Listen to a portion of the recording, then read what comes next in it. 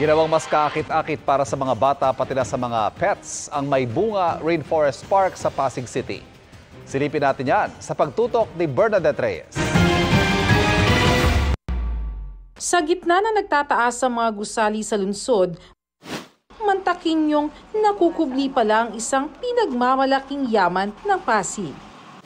Yan ang May Bunga Rainforest Park na mayroon na ngayong version 2.0. Mas pinaganda para raw lalo pang dayuhin. Ang kiddie playland na ito dati raw mabato. Pero ngayon, child-friendly na. Mas okay na yung ganito kasi just in case na madapa yung mga baby, at least hindi sila masasaktan gaano. Kung dati walang maupuan ang mga namamasyal, ngayon nakakapag-picnic na ang mga mag-anak. Marami po magdadala po ng mga sapin, banig. Ngayon po marami na po silang choices na mauupuan. Isa lang si Sam sa mga batang enjoy sa mga swing at slide sa park.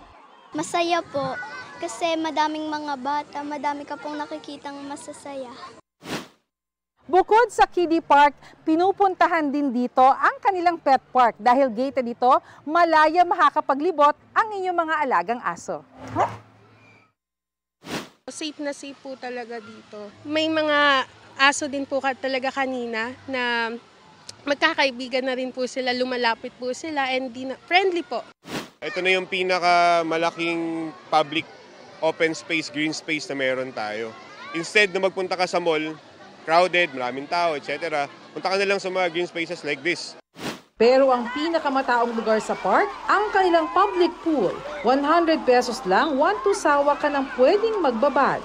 150 pesos naman sa mga hindi taga-Pasig. Sa mga ibang lugar po, kasama po mga cottage, mga nasa libo din po, mga 2K, 3K, ganun lang po. Pero pag dito po, nasa hundreds lang po yung gastos po.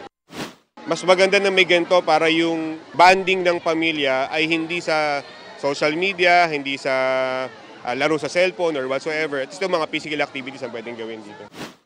Para sa GMA Integrated News, Bernadette Reyes, nakatutok 24 oras.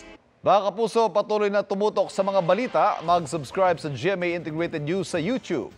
Sa mga kapuso abroad, samahan nyo kami sa GMA Pinoy TV at www.gmanews.tv.